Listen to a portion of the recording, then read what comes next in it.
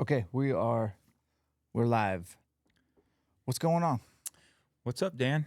Happy to be here. You are good. So you flew to Missoula for work, rented a truck, bebopped over to Spokane Valley. What is that, like a 3-hour drive?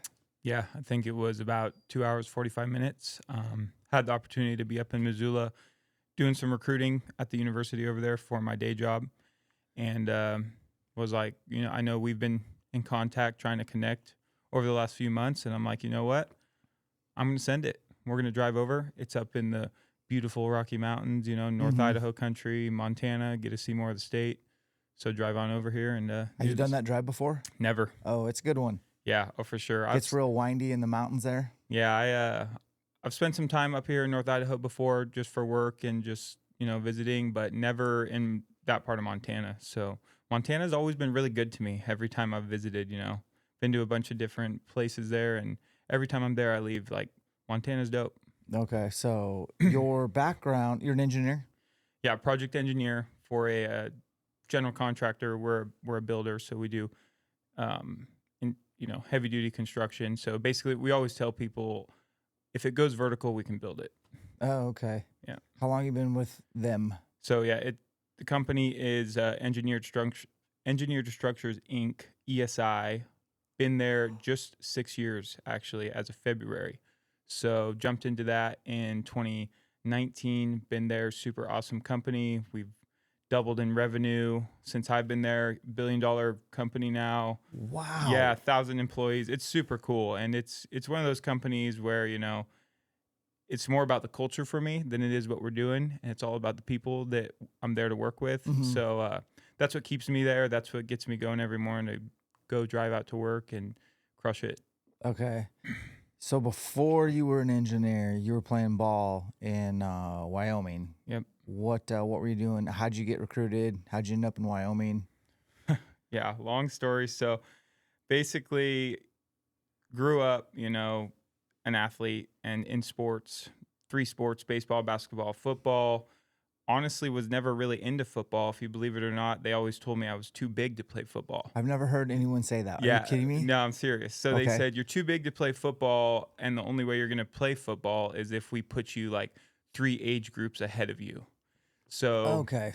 So you were a big kid. yeah, big kid, and my parents looking out for my safety, they're just like, I don't think we're going to do that, and they're like, well, we can put a big X on his jersey if he wants to play with kids his age. And that wasn't really anything I wanted to do. So stuck with baseball, basketball, and then get to middle school. And as soon as those football coaches, get an eye on me, they're like, you're going to play football, type of deal. So I'm like, okay, I'll try it. I've always liked football from afar.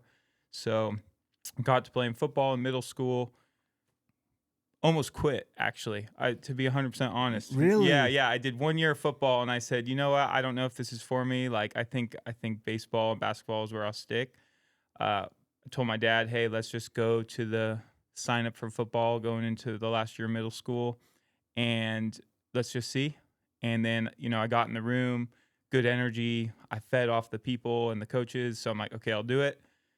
That just really snowballed from there. So basically, I had my last year of football in middle school. The high school coaches started like seeing me and scouting me out, having me come work out with their varsity team as a 8th grader in middle school. Like, dude, it was crazy. So like I said, it just kind of snowballed. And, I got with the right coaches in high school, and they just said, hey, man, like, we want to help you take this to the next level because we see a lot of potential in you, and we want to make sure that we can help aid that. And I'm like, okay, let's go, and then they also, from the side of financials, sold it to my parents like, hey, this kid could go get his school paid for, so let's really lean into that and let's roll. So went through high school, and then Where'd you go to high school? Meridian High School. Okay. What Yeah. year did you graduate? So that's kind of interesting too, because I was technically class of 2014. However, I was an early enrollee at the University of Wyoming, so I graduated in December of 2013. So I graduated high You school. didn't early. even get to really do the last bit of your senior year. No, It was like play your football season and you're done. we're going to college. Yeah. Dang, grow up Yeah. quick, I guess. Yeah. So it was cool, man. I mean, and something that we learned about in the college recruiting circuit is it's all about self-promotion, self-marketing, Obviously, you got to walk the walk too. You can't just talk the talk as far as what you're doing out on the field. But it was a daily chore for me to sit down, look up college coach emails, and send them emails of my stats, my highlight reels, stuff like that. Sending hundreds of emails to all the coaches across the country. And University of Wyoming was a school that had reached out to me and really wanted me to come out there. And I said, okay, let's go. Never been to Wyoming. Didn't even know Wyoming was a neighboring state to Idaho, believe it or not. Seriously. So And what are you weighing? What's your weight, graduating early, your senior year? I was about 292, 295. So just under 3 bills. Just under 3 How bills. tall are you? 6'3". Were you 6'3" in your senior year? Yeah. Okay. Yeah, I was funny. My dad made me hang from a old pair of motorcycle handlebars, to kind of like stretch my spine out and make sure that I could get every inch possible, because I was kind of right on that line of, oh, you're a Mountain West guy or you're a Pac-12 guy. Yeah. So it was kind of like, hey, let's just try and get every inch possible for as far as height. But did that work? Honestly, I think it might have. Okay. Yeah. How long were you hanging from that Like thing? a minute and a half. But a every day? Every day. Yeah. Yeah, just show up, get on the bar. And I think I maybe got a 1/4 inch out of it. There you go. There you go. Maybe I should try that. Yeah. But University of Wyoming, they were, I had a handful of schools recruiting me, but University of Wyoming showed a lot of interest. Went over to one of their camps. Coaches really took me in. Almost had a little fight going on between the offensive line coach and the defensive line coach, because they were looking at me for both positions. Right. So then they really just kind of were like, Because you probably played both ways in high school. I did. Yeah. Did you personally have a preference going into college?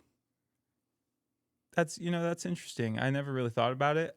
I wanted to go somewhere where I felt like it was me, if that makes sense. Okay. Like, I just wanted to go somewhere where I felt like, hey, this is going to be a place I want to be for the next 4 to 5 years, a place where I feel like I'm in a home away from home. If that Yeah, makes no sense. doubt. So that was my bigger thing. I mean, I guess if I had to choose, offensive line, man. Like, I had a really good offensive line coach in high school, so he really put a lot of pride in me through that in the offensive line. But anyway, so University of Wyoming was recruiting me.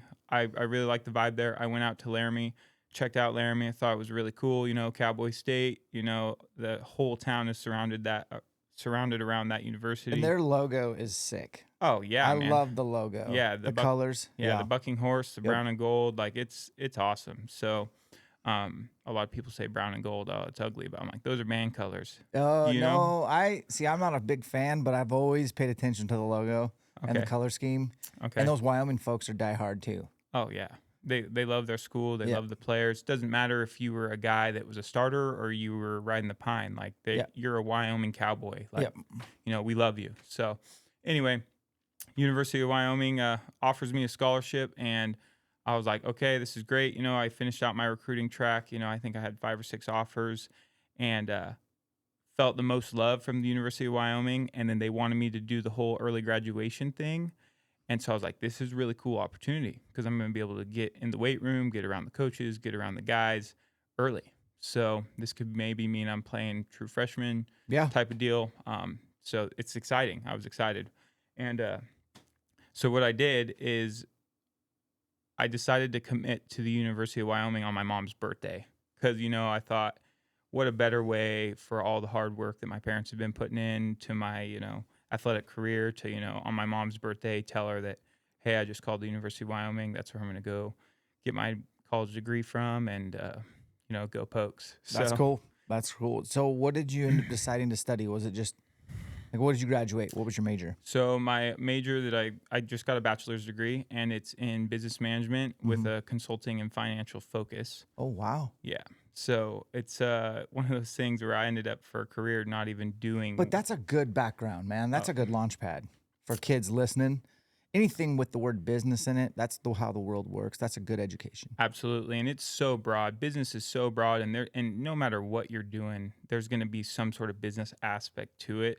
So it's just it's a really solid base, like you said. I love that. Yeah. So you got along well with the coaches. Were you able to earn a starting position?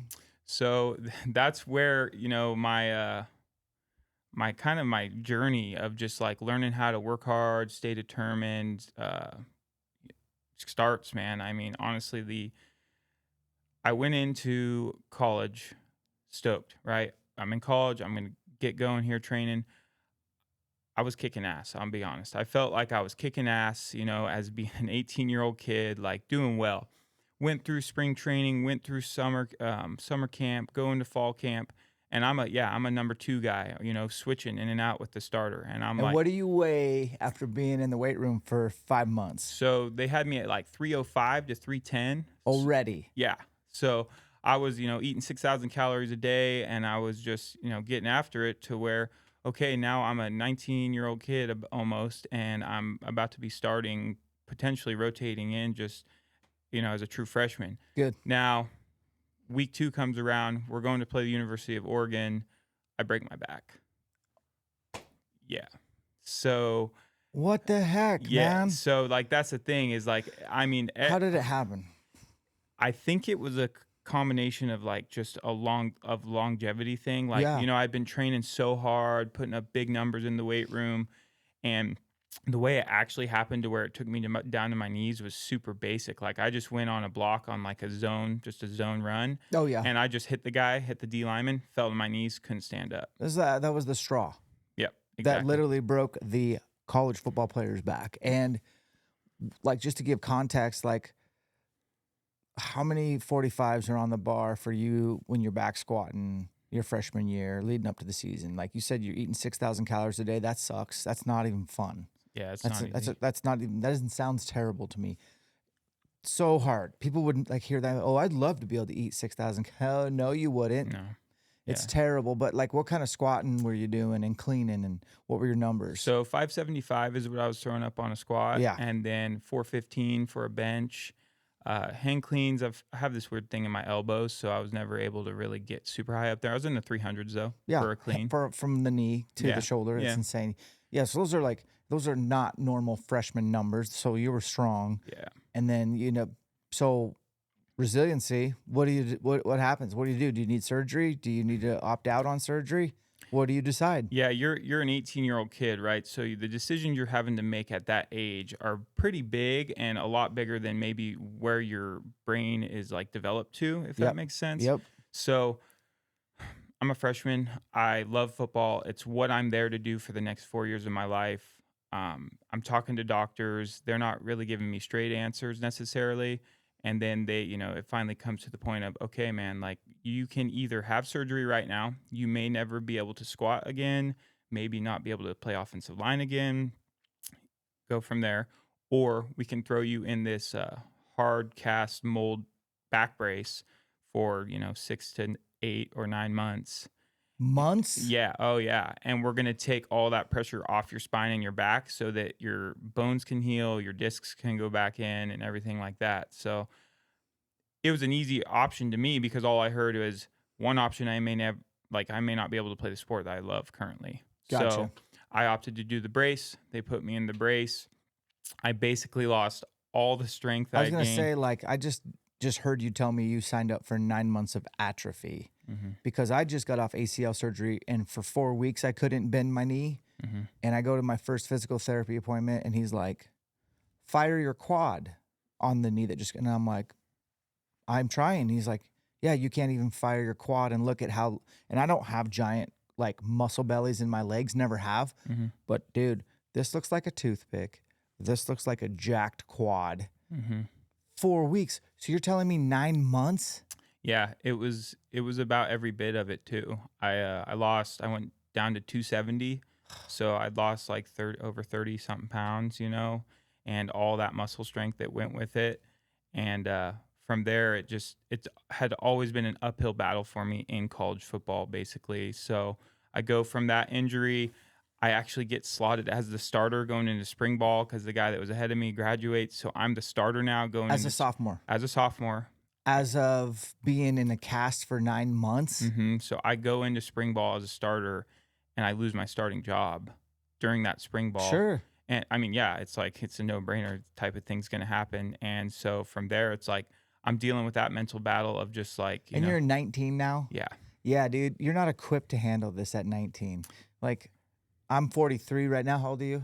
29. 29. 43, I'm equipped to handle some injury and resiliency and look at long term. You have no life experience at 19. Yeah. You know what I mean? You're almost like just living day to day, Exactly. you know, with no thought to the future of what life might look after football. Like life is football. And then crushing blow, like, oh, hey, the guy in front of you, he just graduated. You're our number one. I don't even know why they told you that. Like, you just got out of a cast. They should be like, hey, there's going to be an opportunity for number one, but you're going to have to compete and just please take it slow. You're only a sophomore. A coach should have been like, we want to get 3 more years out of you, you know, or 4 if you were able to redshirt that freshman year because of the injury. Yeah, I did end up redshirting. So then, yeah. a good coach, and hindsight 2020, but to me, as a good person would look at a young man and say, young man, we have 4 years of eligibility. Mm-hmm. Don't jump right back into this. It's not about like, we want to set you up for long-term success because like you could play in the NFL with your genetics, meaning you have the frame to play in the National Football League. Right. You know, I've trained O-line guys, D-line guys. Mm-hmm. You're right up there, especially if you weigh 330. Right. You're right in there. Right. Did you see the average height and weight of the Eagles O-line at the Super Bowl this year? Yeah, that was so cool. Did you see that stat? Yeah, I did. They're the biggest in history, is what I saw. Blew my mind. Yeah, it was pretty cool. That was like 6'6", 320 something, or I think it was 330. or 330. But Yeah. it was 6'6" was the average height. Yep. I'm like, how's that an average height of an offensive line? And then I'm like, okay, they're gonna win. Yeah, I mean, especially because like you got centers and guards that are normally the shorter O linemen, but Yeah. so since they're putting those numbers up, that's pretty impressive too. So, anyways, you're back to spring ball. They tell you you're a starter. You lose your starter within probably seconds. Then what? Yeah, so I mean, basically, like I said, it was an uphill battle for me. Just trying to earn that, right? I felt like I had lost respect from people. I felt like I had lost just kind of like my purpose on what I was doing. So it was really tough for me. Luckily, I had really good teammates around me, and my coaches were good dudes. Don't get me wrong, but kind of the underside of college football, you're kind of a tool, if that makes sense. You're a tool to win games, and at the end of the day, that's what a program is really focused on. And it's just one of those things that I wasn't operating correctly, or I wasn't the right tool for them. So just kind of the rest of that season actually was funny. We go into the season, I'm rotating, whatever, break my ankle. So ankle snaps on me. I'm out 7 weeks with that. I come back. Well, it's still not fully healed, but they got me in a cast that I'm able to at least play on. Probably while compensating for my ankle, I tear my thumb. So my thumb is fully torn too. And then my sophomore year is just like, we're almost through, and I'm just like, dude, man, this has been a tough year. I'm redshirt freshman essentially, as far as Are you at least getting good grades? Yeah, I was. It's one of those things, college football at the D1 level. They always used to preach. It's always school first, football second, if that makes sense. I understand. Yeah. Okay. So for the people watching, I did a little finger thing there, but yeah, exactly. so it was a lot to balance, but yeah, I was getting good grades to pass and stuff, and I was making sure that I was putting the time in to make sure I was going to get my degree, because I was already starting to realize, okay, that's good. This education is going to need to be something I fall back on, so I need to make sure that I'm doing the right things to at least make sure that's solid. Nice. Right. Okay. Anyway, so I finally get healed from all that stuff. I go into this is 2016 now, season of 2016. I'm healthy. I'm healed. I'm, starting on our special teams, still kind of a, rotation guy for the offensive line. I'm feeling good. We have an awesome season. I don't know if anyone on your show or if you've heard of Josh Allen. He's our starting quarterback. Yeah. Yeah, we've all heard of Josh Allen. Yeah. Bro. Okay. Yeah. He's having his breakout year. We have a really good year. I'm feeling good. We go to a bowl game. Like, all's great. Oh, we went to the championship that year. Like, it was a great year. So who'd you guys play in the championship that year? San Diego State. Okay. Yeah, it was a good one. Unfortunately we lost by 3. However, 2 weeks before we had played them and beat them, so it was like they came back. Son of a gun. Yeah, got their revenge in the championship. It's all good. Moving forward though, I come home after season, and I'm like, I always kind of keep the term like, oh, I got guard shoulders. Like, I'm an offensive lineman. Shoulders are always pretty sore, from hitting, getting banged up. Well, after about 5-7 days of being home, my right shoulder's hurting pretty bad, like, keeping me up at night. I'm kind of like, dang, man, something's not right. So call up my team doctors. I'm like, hey, my shoulder's bothering me. You mind if I go get it checked out? And they're like, yeah, go ahead. Let us know what they say. I'm like, okay. I go get it checked out. Doc's like, hey, we probably should do a MRI on this no. X-ray. You don't want to know, bro. Yeah, exactly. And they comes back. He goes, yeah, your labrum's torn. He's like, Full tear. well, Yeah. great thing about doctors is they don't always, catch things perfect. Right. He goes, but it's pretty fixable. He's like, it looks like just a, pretty light grade tear. We can get you in surgery, get you fixed up. 3 months, you'll be good to go. I'm like, okay, let me talk to my coach's team doctor, see what's going on. Talk to my team athletic trainer and coaches. They're like, dude, yeah, go ahead and get that taken care of, because I was able to get into surgery like 2 days later. So Oh, like, that's sick. yeah, it was nice. So I was like, okay, let's go. Let's do it. Let's get it done. I go into surgery. I'm coming out of my anesthesia, talking to Doc. Doc goes, hey, man, so I got some unfortunate news. And I'm like, oh, boy, okay. He's like, unfortunately, MRI, x-rays didn't catch everything. When we got in there to do your surgery, we found not only were you not just partially torn, you were fully torn in your labrum. Mm-hmm. And then you have a tendon in your shoulder. You have like 3 big tendons or whatever. The middle one was completely torn as well.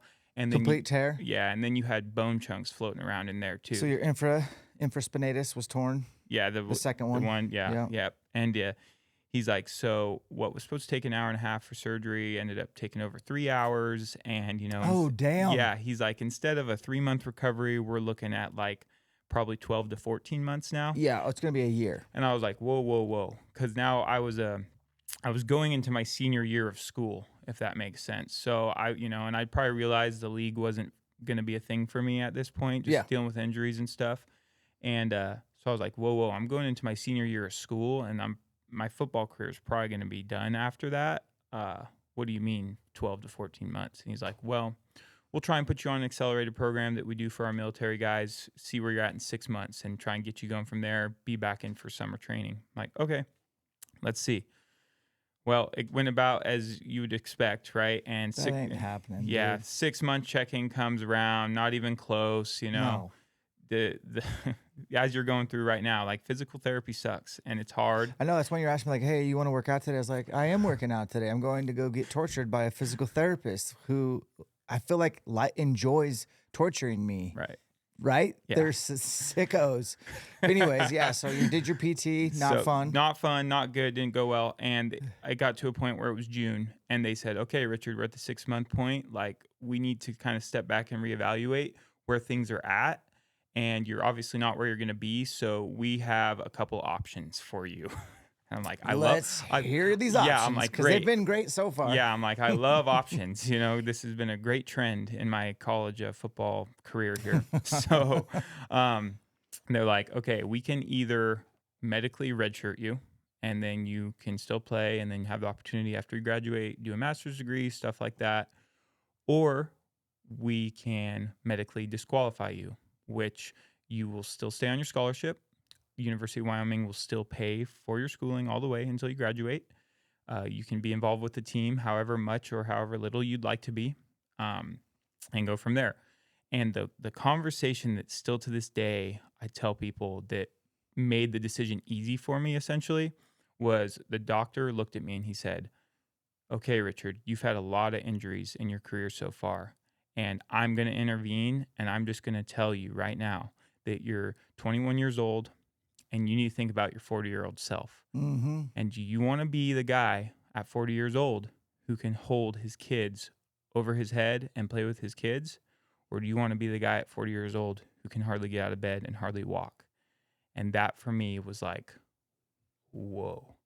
Like this got heavy really quick to me. And I was just like, yeah, it's an easy decision for me, And I'm super grateful for the University of Wyoming for not only the doctor doing that for me, but just the university following through on my scholarship. I was able to work with the team in our recruiting department and be a part of the team that whole season. I mean, those Good for you. Yeah, To not just be like bitter about the injuries and be like, screw you guys, I just want my education, I'm out, good luck. You stuck around and helped recruit for the program. Of course, yeah. I mean, that was my That's guys. a character move, man. Mad Yeah, respect. I mean, I appreciate it, and it's just like those are my guys. I've been through it all with them. And it was great. We had good days and we had good seasons, but it was all the dark times and the hard training days and the times where we weren't winning that made me really like love those guys. And so I just felt like I kind of owed it to the university and to the program to just do that for them. Yeah. So anyway, Well, no, that's actually a great segue. So I needed to understand your athletic background. Okay. Because you do walk in the door. I never met you before, and I'm like, oh, he's as big as my door. Right when you first walked in today, I was like, okay, cool. You never know, right? When you talk to people on the phone or via internet. But so I guess we got to kind of sprinkle in the bugle juice. Where in this timeline does Richard hear his first elk bugle? Okay. So yeah, and this is a elk hunting thing. So yeah, I love talking about elk hunting. So let's get to it. You're on the right pod here. Yeah, absolutely. So more background, right? Like I run a brand called Steep Country Outdoors, and we are father and son based. That's our foundation. And hunting outdoors, that has been ingrained in me since I was a kid. I mean, there's pictures of me when I was 2 years old, sitting at elk camp on the logs with bulls hanging in the background. Like, it's part of my DNA, it's part of, just what my family did traditionally. So as far as my first bugle, probably can't even remember because That's awesome. I was little, right? But when I was a kid, I didn't get to do much elk hunting just because athletics were the priorities. So I did get to go shoot deer and do waterfowl and things like that just to kind of be introduced to it and, do it. Yeah. But it was no elk hunting. I went on a couple elk hunts with my dad, some late season muzzleloader, cow hunts or whatever. But no September, Octobers, because you're playing ball. Playing football, doing sports. So gotcha. Graduation is coming, and I come to Idaho for a rifle elk hunt with my dad, who he's an archery elk hunter, been doing it for over 30 years. Like, dude's in love with it. It's his passion. And he's like, hey, I know you're busy in the fall with the team. It's all good. Just get a rifle tag. Come out to Idaho when you're done with season, and we'll do a rifle tag. I know right where the elk are. Let's go. And I'm like, okay. So I go out there, and we had 7 days to do it, essentially. That's good. It was good. It was good, right? But here's the deal. He is an archery elk hunter. Yeah, I'm laughing because that's kind of me. And I'd be like, okay, if we got rifles, this is going to be easy. Probably isn't. It's a different game, rifle elk hunting. And this was before we understood elk behavior as far as what they're doing, post-rut, all that type of deal. Yeah. So I go out for 7 days, and not only did we get our trash kicked in for the elk hunting, I think we saw, one cow and maybe one set of fresh bull tracks. But, I'm 330 pounds still at this point, and I'm getting my ass whooped by the mountain because guess what? The mountain doesn't care how big or little you are. You can't cheat it, So, and my dad couldn't believe it either because he's like, dude, you're a Division I college football player. Like, you should be crushing this, And I'm like, dude, football in shape, I'm learning, is not mountain shape. So, yeah. Anyway, so I get kicked in, but I go back to graduate from college, and that stuck with me pretty hard. Like, I want to do that. I want to be out there, maybe not with a rifle, but I want to experience that September magic that he sends me photos of him every year with a bull down, and it's just like, dude, I want that. So transitioning after I graduate from college, I go, okay, I'm 330 pounds. I want to go shoot an elk with my bow in September. I got to make some changes big time right now. Yeah. So I lose 85 pounds roughly from December to September, essentially. That's significant. Did you change the way you eat, obviously, or was it like also a combination of the style of training? Are you like, people will want to know, or was it a lot of work to be at 330 to where like as soon as you kind of took the brakes off, it happened for you? Like, tell me about that journey because that's significant. Hey guys, we're going to interrupt the pod, tell you about a little training tip. I work with GoRuck. They make some really cool stuff, training shoes, apparel, but my favorite items are their rucksack, the Rucker 2.0, and their weight vest. Push-ups, pull-ups, squats, lunges are already hard, If you want to make them more difficult and you're on a budget for a home gym, just pick up a weight vest. You've just made your workouts better. Also, I typically don't ruck with my hunting pack unless I'm in the mountains actually scouting. But when I go on rucks right around the place here, I just throw that rucker on. I have two 20-pound plates in it. I can get that thing soaked in sweat. And I'm not putting dumbbells or heavy plates in my hunting pack. So I have a dedicated rucksack for my training bouts, and it works out awesome. They also make sandbags. I recommend at least a 60-pound sandbag to simulate what an elk quarter would be, and you should be able to manhandle that sandbag. So head over to GoRuck, use the discount code ELKHUNT, save yourself some loot, check out their sandbags, check out their rucksacks, and check out their weight vest. Interrupting the pod, tell you about the pack I'm running in 2025. This is from Initial Ascent. This is the 5K. Quick and easy adjustment for your torso height, as well as the lumbar pad.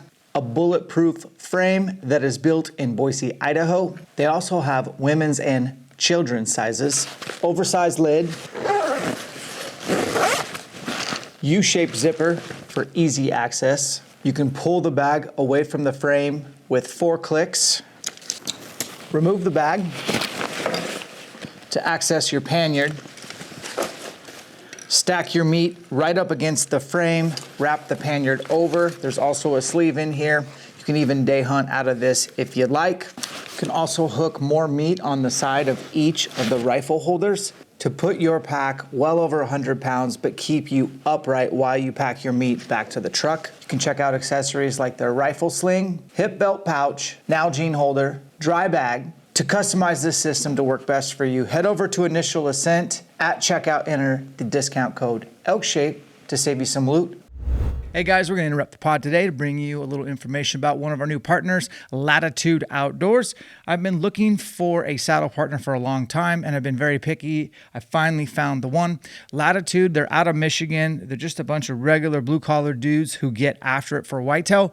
And for me, I'm a huge whitetail guy. Some of you didn't know that. And I will be using these for out west whitetails in eastern Washington, North Idaho, western Montana, to name a few. But what you didn't know is that I'm going to be utilizing this for elk hunting as well, especially midday sits over wallows.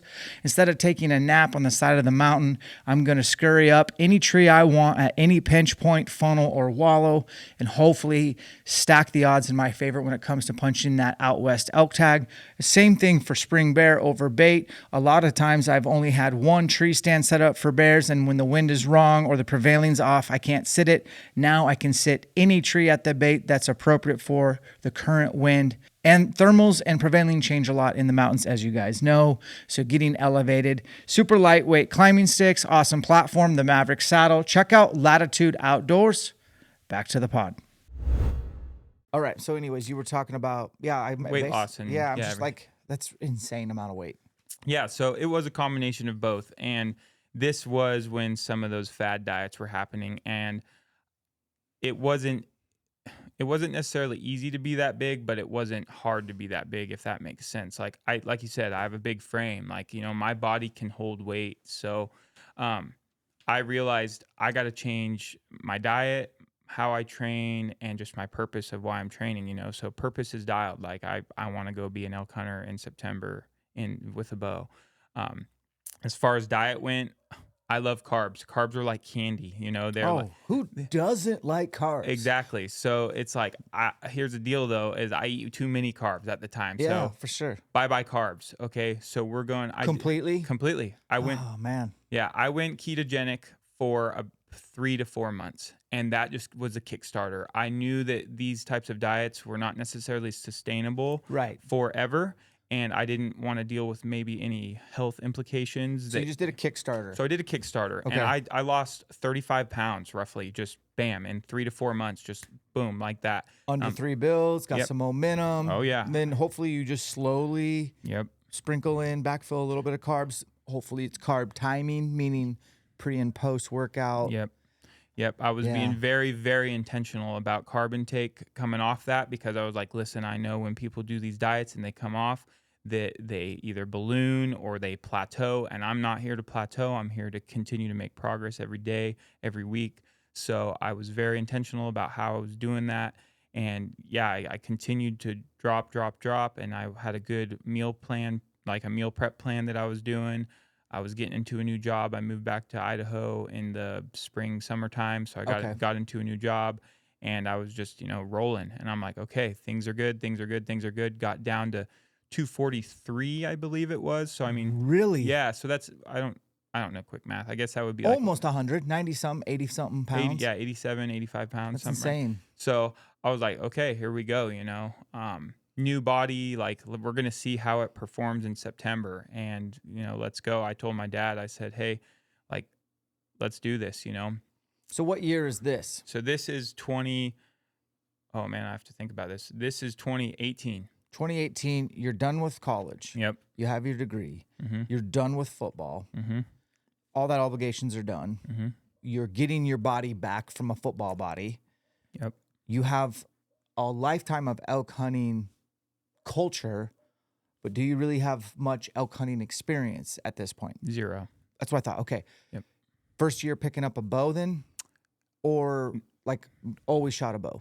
I had always shot a bow. I actually shot my first deer with a bow. Okay. So that's why I knew I wanted to go archery elk hunting, because That makes sense. I like bows. Yeah, and with your dad being a diehard archery guy, like I could just see me, like there's probably no way my son's never not gonna have a bow, right? Whether or not he shoots it, that's up to him. But like if he shows any inclination, we'll get him a bow. But so you're 2018, college is behind you, football's behind you, and you are entering your first archery elk season with your dad. Now, is your dad that kind of guy who has arranged his life to elk hunt the entire month, or is he just kind of got like a set 2 weeks? What's the vibe there? Yeah, so my dad, he's if anyone watches our channel, they'll know his character or his alias is Angry Dick.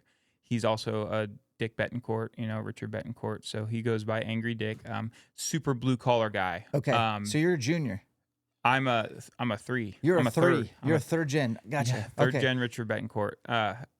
So he blue collar guy though, the type of guy that archery hunts in blue jeans, black t-shirt, has guys telling him. I love him. Yeah, he has guys telling him all the time, dude, I saw you hiking on the hill and I thought you were a black bear, but I had to put some binos on you just to make sure, like, oh yeah, that's just Dick over there. Yeah. So anyway, blue collar guy, doesn't have a ton of PTO. So yeah, all his PTO though goes towards elk hunting. Yep. I love your dad. Yeah, I don't even know him, but I love your dad. Yeah, he's a pretty funny guy. But so anyway, he's like, okay, son, like I'm dedicating my fall in 2018 to getting you your first bull. That's like, cool. I've been cultivating this area for over 20 years, and I'm so excited that you want to archery elk hunt. Like, I'm gonna make sure that we can get this done for you. Okay. Type of deal. Wasn't gonna necessarily be a walk in the park, because where we're at and where we like to hunt, a lot of public pressure. Like, it's steep country. It's, it's not easy. You're not just going to go walk out, call a bull in, done deal. Like, it's going to be hard. And that's a part of that season that I never realized was going to happen. Okay. Was that mental fortitude that it was going to take to go then kill a bull.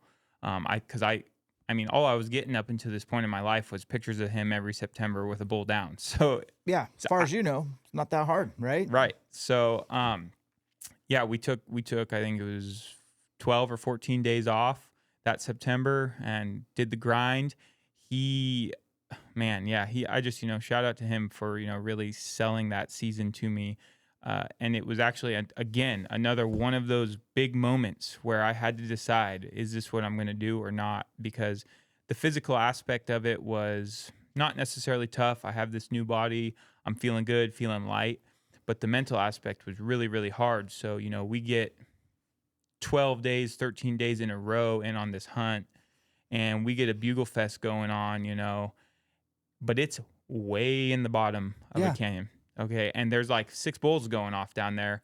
Nowadays, I think about that like no brainer. We're going. Right. But being a new elk hunter, I'm like, dude, that's a long ways away. This is steep, thick, nasty country. Like, I'm really hemming and hawing. And so again, I was come to this crossroad where my dad's standing there and he says to me, are you going or are you not? Because I'm going. If you want to shoot an elk, you got to go. If you don't want to shoot an elk, you can walk back up to the trailhead in the 4-wheelers. And I'm like, whoa, and I'm very I'm an analytical guy. So I'm sitting there trying to okay, that makes a little bit more sense. Yeah. Yeah. I'm sitting there trying to weigh my options. Like, whoa, in my head, I'm like, here we go again. We're going to just chase a bull that's bugling and he's going to outsmart us. And then I Yeah. got to hike 3 or 5 miles back, like that's what I'm thinking, So sitting there and then he just sends it. He just sends it off the hill. And I'm like, oh, crap. Okay. And then I'm just sitting there, kind of kick the dirt around. I joke around. I kick the dirt around. I'm like, oh, shit. Okay. Here we go. And then I just sent it down. And I told myself that in that moment, I said, I'm not stopping until we shoot a bull. Like, because I've been getting tricked for the last 2 weeks now. Mm-hmm. Like, I'm not going to get tricked. So we're just going to go. We went down into that bugle fest and there was bulls everywhere.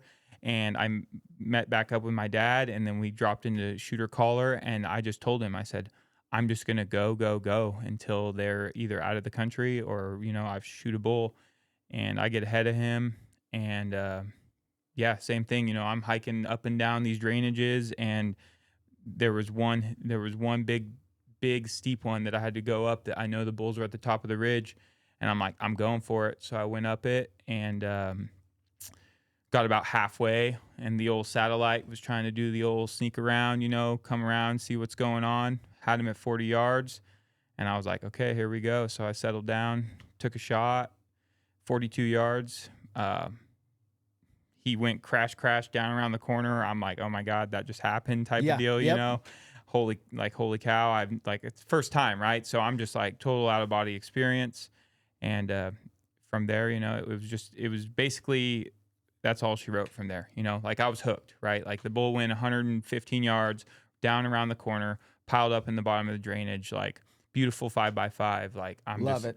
Like, yeah, super lucky, super, I'm just super lucky. It all came together. I mean, that's 2 weeks of grinding. Yeah, but I'm like, as far as like, I know a lot of guys elk hunt for years, wanting just that moment. And for me to go out there my first year with a bow in my hand. You had a good mentor. Yes. And so I'm very, very lucky for that. Mm-hmm. And I'm very, very grateful for that. And I almost want to kick myself in the ass for sitting up there on that hill that day, even questioning. And I think it's important for people to hear that because even veterans, seasoned elk hunters will have a moment in time. It's kind of a moment of weakness where a fiddle will start playing for yourself and you're like, God, this has been a shitty hunt. Yep. I've lost 3 days due to weather. Every freaking finger has a Doug Flutie bugling his tube and these elk are getting bounced around and I hear the wolves howling every night and they got a kill over there. And I got so much responsibility to get back to home. And like, I just think I'm going to be done. Or, man, I just don't think I can get to that elk in time. And then by the time I get down there, it's going to get dark. And then that just adds another extra hour and a half of complexity to me hiking back to the four-wheeler, to the trailhead, to my truck, to the camp. And then you have 11 months, Richard, to think about what if I'd actually gone after that bull. Mm-hmm. I got one time I didn't send it and I was being a bitch. I was in Arizona, day 7 or 8. It's a late season archery elk hunt. They're not bugling. It's a tough elk hunt in canyon country. And this bull comes out by himself, bottom of the canyon, just over 1,000 feet down. And I mean, like, he's almost just like I can look off the ledge and he's straight below me. He's a little broken up, 6, nothing huge, probably like, just over 300-inch bull, nice bull. And I looked at all the rock climbing that I needed to do, which was not a ton, but just a couple sketchy spots where I was like, and man, I'm like, that would really suck to have to try to come back up that tonight. I'm not going to go for him. I just don't think I can get down there in time. And that's just a huge push to get back out. I'll get back to camp late. And I still think to this day I would have got a shot on that bull if I'd sent it. And I do think I could have just walked a little further out to come back out and not have to rock climb out. But I'll never know. Right. And guess what? That's the only time I've been to Arizona where I didn't punch my tag. I was just going to ask that. Did you end up shooting a bull that trip? No, I've killed 2 bulls in Arizona. It should have been 3. You know what I mean? Right. So, guys listening, we talk about this because you have 11 months to wonder what if. And so my new philosophy from that day forward, and this wasn't that long ago. I bet this was 2015. Okay. So you're probably in college playing football, and I'm in 2015 learning that you do not have conversations with your weak mind late into the hunt as should I. I would rather find out and have a terrible hike out, but at least know I controlled my effort, because that's the only thing you can control.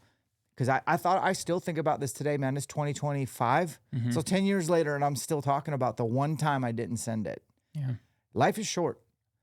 Go send it. The repercussions, deal with them later. So I think that's a huge lesson for you. You kick the dirt. You're analytical. Your dad's not. Mm-hmm. And you ended up going down there. And guess what? You're hooked for life. Yeah. It was, and kind of my saying since that is you don't know unless you go, because you can kind of play out what a day or what the evening's going to look like if you don't go. Mm-hmm. But if you go, you have no idea like what's going to happen. Yeah. So you just got to do it. And it's like you said, it's the only thing you can control if you do go is your effort. And you know what?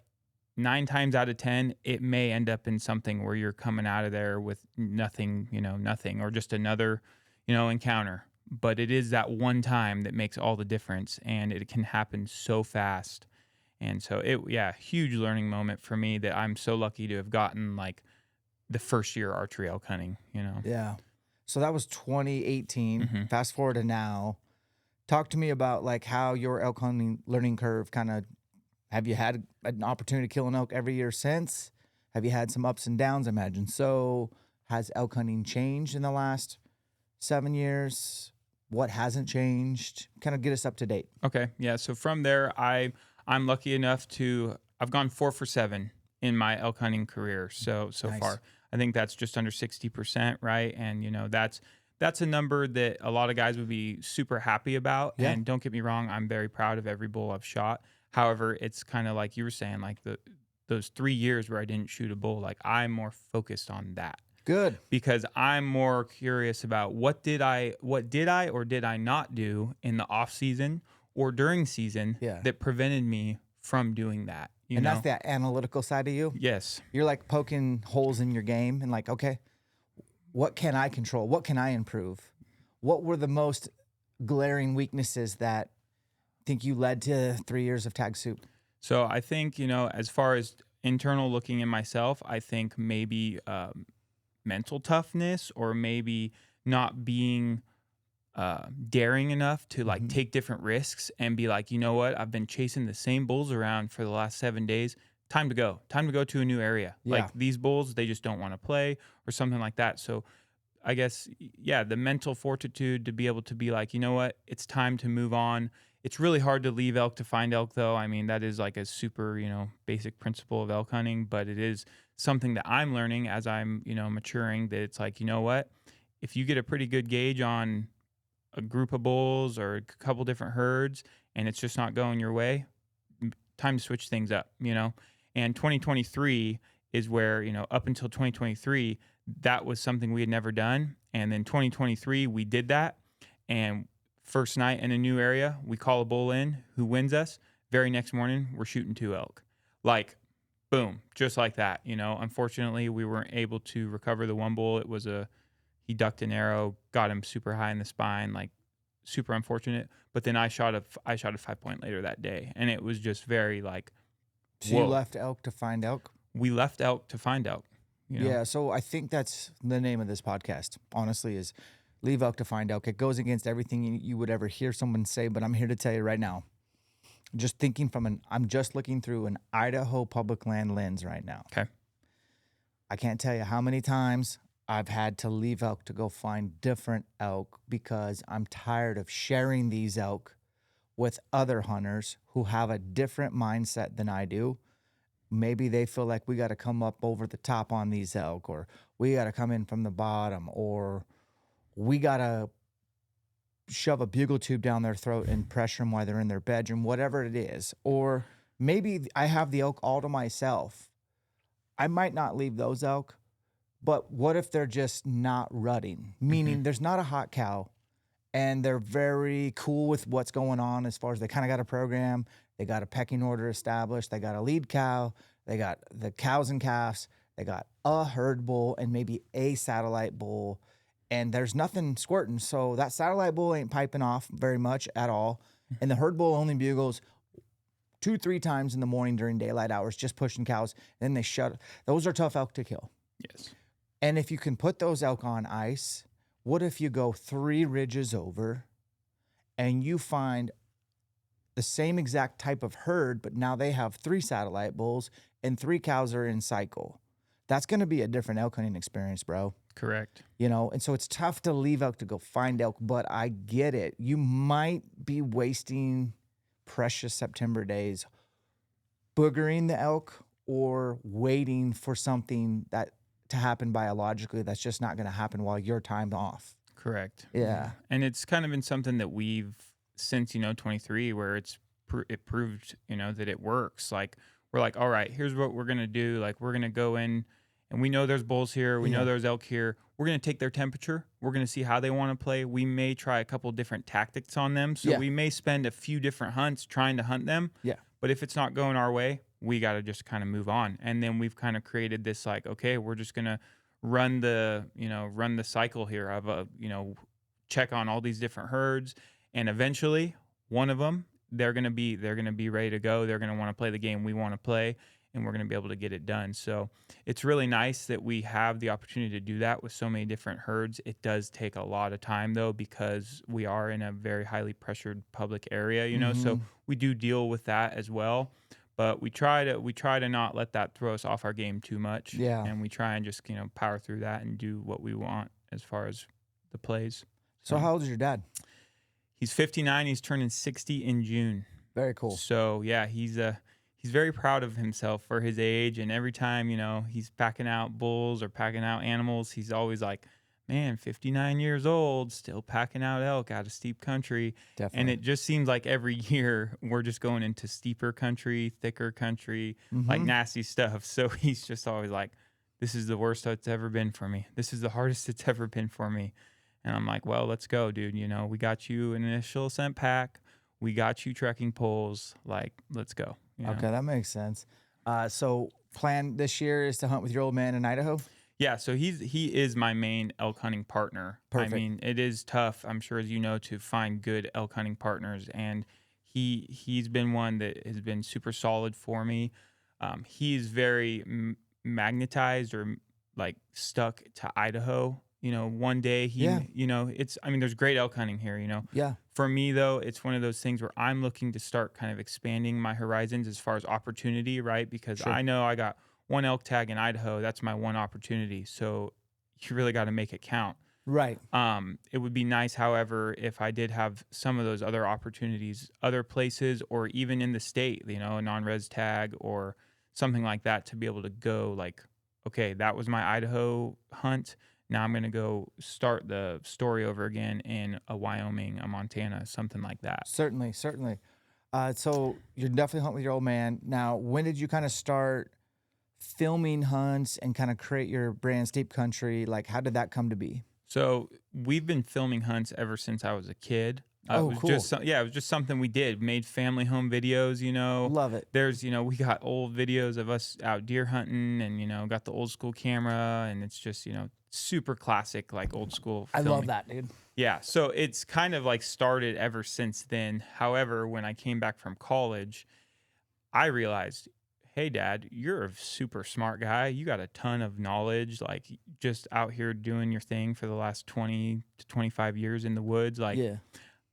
I think that, not only am I going to really reap the benefits of this, but I want to share this, That's cool. I think people are really going to enjoy seeing not only your knowledge, but me learning it. And then also where we fail, like how maybe what mistakes they can avoid, or, how we have success, like what things that people can lean in to do to become better. So we talked about it that whole first 2018 season. We filmed it, just on our iPhones. We were like, let's like try it, Love it. Yeah, we both got bulls that year. And we just threw together that was our first little elk hunting film. And we spent that whole season talking about different names and stuff. And we had all these different names. And then it just kind of hit us like, people always talk about how steep it is where we're at. Or when, we mention to people kind of the area, they're like, oh, that's steep country over there. And it's like, that's it right there. Like, that's the name. And, then I kind of threw my flair in there with the spelling of country, and it just, it was kind of born from there. So we start every year now. We usually do an elk film, a deer film, a bear film, and we like to document all the other, journeys we go on as far as like steelhead fishing, or I like to do different gear reviews because I'm a kind of a gear guy, and Oh, okay. I like to kind of tinker around and like mess with what like is going to be best for me or what's going to like help maximize me. So I've kind of taken that on. My dad is also a big firearm guy, so he loves to showcase different stuff in the firearm world. So with ARs or handguns and stuff like that, we're pretty much all over as far as like the outdoor space goes. We've had a lot of success with our firearm content. What's the name of the channel? Steep Country Outdoors. Okay, we'll leave a link in this video description. Head over there, guys. Check it out. What's your cadence for publishing? Just randomly, or try to put out one a month, one a week? What's that look like? So this last year, up until this last year, I was about to get one video out every month is what I was kind of doing. Yeah. And that was good because it's a lot, balancing a full-time job, but I want to still share because I think it's valuable to share with people, and that's how you grow. Even, personally, like grow like on editing and stuff. And then this year I'm trying to pump out 2 videos a month. I'd like to do. Oh boy. So, I know you guys are pumping out content like crazy over here, but yeah, my goal is to pump out 2 videos a month, whether it's, in the form of just a lot of cool short content or do some long form stuff. Like, yeah, I've been taking notes of what I want to do each month. So it's been pretty cool. And like from basically this point on through the rest of the year, it'll be easy because it's what we do. It's our lifestyle. It's nothing's forced. It's just like, yeah, it's a natural. Yeah. Get ready. Exactly. We're in the same boat as far as we don't really go out of our way to make a video. We just kind of turn the cameras on while we're doing what we're doing. It's so much easier. Exactly. All right, well, that makes sense. And then so when you started this brand, do you have goals and ambitions to maybe do that full time, or do you still like kind of having one foot in the white collar job and one foot in the content job? What do you want? So personally for me, I love the company that I work at. It's a great company. It's solid. Like I'm building a great career there. Now, let's be real here and let's be honest. It's not necessarily my full-time like passion, right? Okay. Like my passion is people and my passion is business. So I'm in a great position and I love where I work. Now, Steep Country on the side though, I feel like I can integrate a lot of what I'm passionate about into Steep Country and build that up. And if, I'll do both for as long as I absolutely can. But if one day, the opportunity is like Steep Country or something in the industry is like calling me more and it's a better opportunity for what makes me happy and what I'm passionate about, like it would be really cool to like make that jump. But, So now that you're out of college, you're an elk hunter through and through. What's your current height, weight? Right. So still like that I'm probably shrunk. I'm like probably 6'2.5". I still say 6'3", Okay, whatever. And then, unfortunately, and this is all on myself, no excuse, right? It's like I've had about 20, 25 of those pounds kind of come creeping back. Sure. It's nothing out of control though, I can totally manage it and I can get back on track, Like what do you walk around at weight wise? 270 right now, What do you roughly. walk around post elk season? Oh man. In the 250s again. Yeah. Did you feel like even I get skinnier after elk hunting for a month? Yeah. And my wife hates it. She's like, you look gross, quite honestly. And that's okay. I'll get it back, babe. I always do. You cook too good. But what I was wondering is like, do you feel like 250 is sustainable to be a normal, decent human being, or would you have to work out all day, weigh and measure food, and be a psycho about it? No, I think 250 is definitely sustainable for me. When I was down at 243, I was starting to get comments from people though, like you look like you have cancer type of deal. Like, are you sick?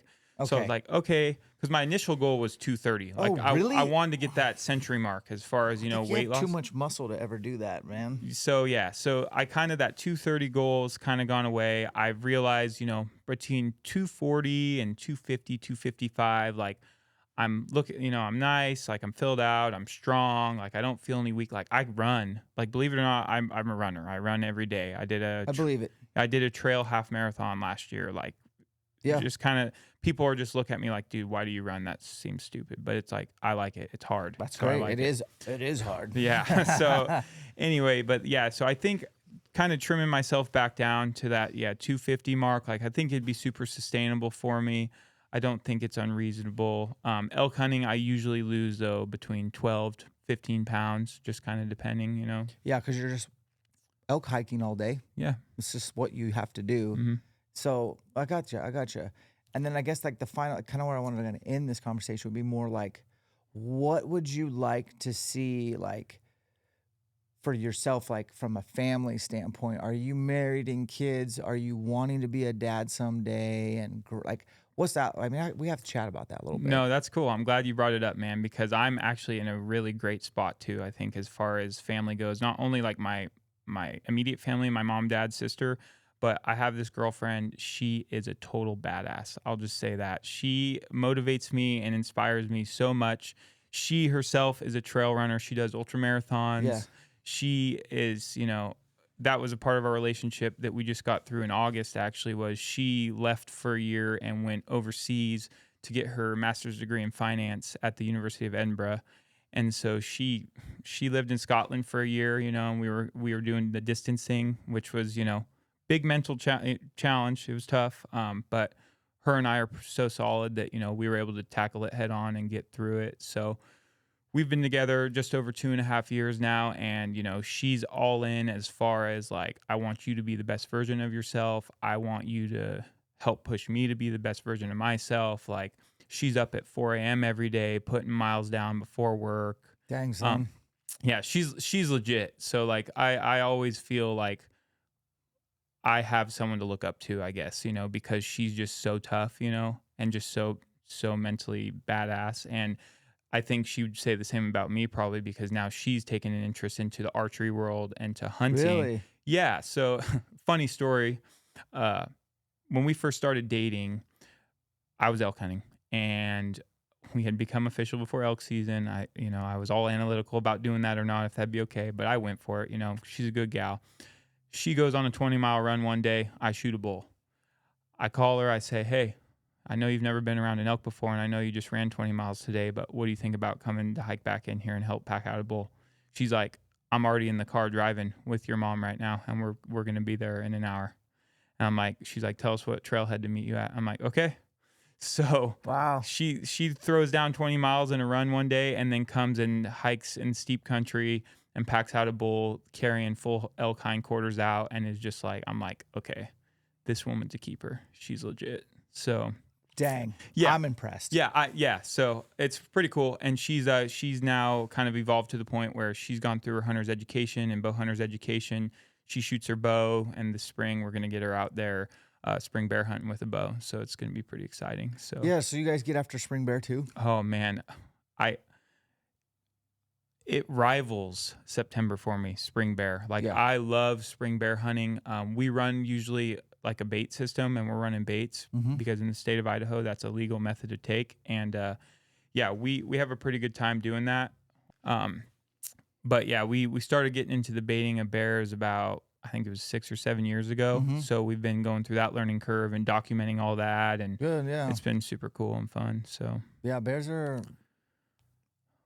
are interesting older animals that people don't understand, especially the big ones. Oh yeah. Like, I'm sure you guys have had a couple of just like mega giants that show up, eat all your food only when you're not there. And you start to wonder, like, how come he only daylights when we're not there? And then when we're there, he'll come in at midnight and just eat all our food. You got any bears like that? Oh yeah. I mean, they're just so smart. That's they the got biggest it figured out, man. Yeah, that's the one thing I've learned about like big, mature, older bears is they are so smart and they just know exactly what they're doing. And they'll let all the little bears and, medium bears go in during the daytime while you're there, whatever. But the big boys, they know what they're doing. We have done some good research though the last couple of years to where I think we're in a pretty good spot to where maybe we're gonna start tricking those guys. Last year we moved around a lot, so you got to find that one spot where, if you're setting up for archery shots, which it sounds like you are, like you have to figure out a way or a setup where it's close to obviously the things the bears want in the spring, which is they want some cover, Yep. they want some shade, they want some water, and then they will build a bear trail, essentially, Oh yeah. that circles the bait so that they can get a wind direction no matter what and see and smell what's there. And we've had over the years a couple setups. I don't think I'm baiting this year, but we've had setups in the past where like we finally figured out, and this is like just little nuance moves, like put the bait 30 more yards up here, move the stand a little bit more over here, and then all of a sudden you get bigger bears daylighting. It's literally a game of inches on where everything is. And but I've definitely have way more bears that that I would have on camera but never would see in real life. Yeah. And I have buddies with the funniest stories. Like even Jared Lyle had this one bear in Idaho where I think he like got so frustrated that bear would literally show up on trail cam within 20 minutes every time he left his ground blind. Wow. 20 minutes. And he's like, I know he's like sitting there waiting for me to leave. So he's like, I'm staying the night in the ground blind. Oh. I'm doing it. Bear didn't come in, I bet. It was like, I think 3 a.m, full on rainstorm. Temperatures dropped like double. Like it was just like miserable, could not get warm, did not bring enough gear. It should have been a nice warm spring hunt, but it just bad weather moved in. Right. So like by 3 a.m, him and his buddy were like, we're out. We're gonna get hypothermic. We gotta get out of this ground blind. So they get out, and he said, sure enough, like they checked the camera the next day, like even in that storm, the bear came and ate at 3:20 a.m. 20 minutes later after they left. So it's just like, Yeah. dude, they know. They know. They know. And it is a game of inches, 100%. I mean, that's such like a mindset when you're bear baiting. It's just like, oh, just throw some bait out, throw a tree stand or a blind up, like you're good. It's like, no, man, they're way smarter than that. And yeah, if you want to shoot the small bears that maybe are less little, like they don't really care as much. Rat like, bears is what we call them. Yeah, Nope. then great. But you know what? Like if you want to shoot mature bears that are 5 years, 6 years plus, like they got some life experience to where they know what's up.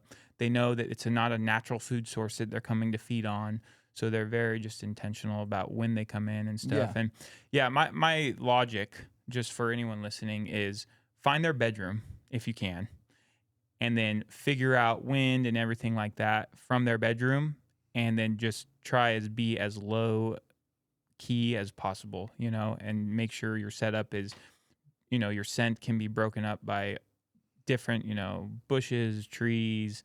If you want to throw scent rags and stuff around you to try and cover, because that's the thing about bears too, is their nose is so strong that I don't care how much you try and cover your scent, they're probably going to sniff something, you know? Yeah. So it's science. yeah. It's the olfactory. It's the receptor sites. It's the millions compared to any other species out there. I will say the one thing that I don't do this anymore, man, because I just don't have the time, but the baiting system that we finally settled in on was no tree stands. Okay. It's the dead end, old cat road, or just some sort of like ridge system where we could put a bait within 600 to 800 yards from a vantage near timber, and where we could observe that bait site with no chance of our wind ever blowing anywhere near where a bear would be bedded by. And what would happen is we would get really big bears to show up in the daylight. And if we had a tree stand anywhere near over there, they would not come in because they'd smell it. They just circle relentlessly. And I started doing this ground and pound bear hunting where we'd put the bait out. I'd sit there. I'd glass with a big spotting scope. When I saw a bear that I wanted to go after, it's always kind of in the evening. The thermals kind of switch and get really, really favorable. And then I'd just be using a crosswind and just going right at them. So I'd kind of almost like rake out, literally with a rake out a 500-yard sneak trail to the bait from my master vantage. And I'd only go in when I was going to go shoot a bear. And you could get as close as you really want because like you'd have the wind, you'd have a crosswind, and they're pulling food out. Killed some nice bears that way. It's probably the best bear hunting I ever had was when we started doing the ground and pound setups. I do like tree stand stuff. I'm gonna saddle hunt for bears this year. Oh, that's interesting you say that. Yeah. I've been curious about the tree saddle as well too, Okay. because we've been tree stand guys and it works for us. Yeah. Maybe we'd be killing bigger bears though. It does work, but man, you're bringing in ladders or pegs and double set stands if you're filming, and then it's stuck permanently on one tree, and you don't always have the same wind. Right. And the wind does definitely change prevailing, and that does change the thermals sometimes. And so Riley over there is going to film me, and I'm going to film him. We're going saddles this year. Yeah, I'm really curious about that as well. I've been looking into that too. I don't know if the footprint is obviously a lot smaller in the saddle, but I don't know, are you guys going to be bringing in your pegs and stuff every time you go, or are you going to leave your pegs? So we have Latitude climbing sticks. Okay. I will take them with me. They just go in my backpack. I'm going to use them for elk hunting too. They weigh nothing. Some guys one stick it, where they just have one climbing stick and they use that to get all the way up the tree. With aiders, you can look into all this. I'm not really into that. I have 4, they're carbon SS climbing sticks from Latitude. They're so light.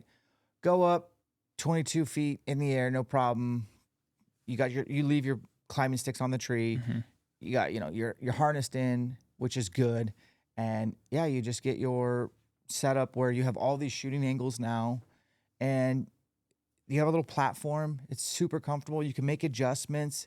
I literally did all day sits on whitetail last year. Okay. From dark to dark in a saddle with no pinch points, no it's I don't know. I guess I got annoyed with how people would get so excited about saddles and blah blah blah. And I'm like, yeah. I'm old school, fixed stand. Not no more. You're all about the saddle now. I'm all in. Okay. Like 1,000%. And I teamed up with Latitude. These guys are out of Michigan. They're just blue collar dudes. And I'm like, yeah, let me help you spread the word to all these Western hunters that hey, you can bring a saddle system wherever you go. And I think you can have some more productive hunting time. So yeah, I would encourage you to try it. Yeah, no, I'm definitely interested in that, just because especially we're going to be having 2 people in there, right? Like if I'm there with my girlfriend, it's like I want to be as low footprint as possible, and low key, because we're just doubling the chances of scent and stuff, So, you are. So it's gonna be a little testing that we're gonna have to do this season. Luckily bear season's long. It can be grueling sometimes how long it is, but especially if you're baiting, people don't understand how much work it is. Oh man, it's I actually enjoy not baiting because of all the time I get to dedicate to glassing, and I see more bears, spot and stock, and more opportunity. But baiting does work when done right, but you're doing work for it to work. Lots of work, yeah, and especially if you're in a good bear area. I mean, we would have our barrel emptied by the next day. Yeah, you know what I'm saying? Like that's a great / terrible problem. Oh, it's I mean, if you don't live in the mountains like we don't, it can be a terrible problem, because then you're spending all that time driving back and forth. You think you'll pack your bait packed enough so where it's going to last a couple of days. No, they just pull it out. The more bait that's in there, the merrier for the bears, and they'll get after it. And isn't it crazy how much they can eat in a sitting? Oh man, yeah. It's like a college football player. It's a college football player. Yeah, that's awesome. Richard, thanks for driving, flying to come up here and do this. Yeah. Absolutely enjoyed getting to know you. People, head over to Steep Country on YouTube. We'll leave a link. Do you have a website? Yeah, we have a website as well. The website's been something new that I've been building out. Cool. Going to start doing blog posts on there, but we have the links in there to all of our YouTube videos and stuff like that, and people can see a little more about us, see pictures, see the gear we use and the brands we trust and stuff like that on there too. So that's cool. Well, make sure you tell your old man I said what's up. I got a lot of respect for him. Guys, this is my buddy Richard. Separations in the preparation. Thanks for watching. We'll catch you on the next one.